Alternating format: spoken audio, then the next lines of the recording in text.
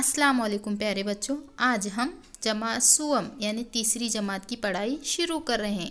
तो सबसे पहले हम अपनी उर्दू बाल भारती का सरे वर्क देखेंगे जिसमें कितना खूबसूरत मंजर दिखाया गया है। तालाब है, बच्चे पढ़ाई कर रहे हैं और वहाँ करीब ही एक लाइब्रेरी भी दिखाई गई है।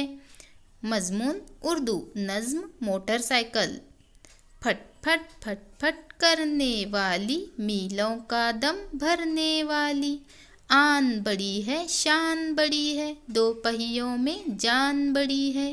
जंगल बस्ती शोर मचाती, सड़कों पर है दौड़ लगाती, दाना चारा कुछ नहीं खाती, फिर भी कोसों दौड़ के जाती।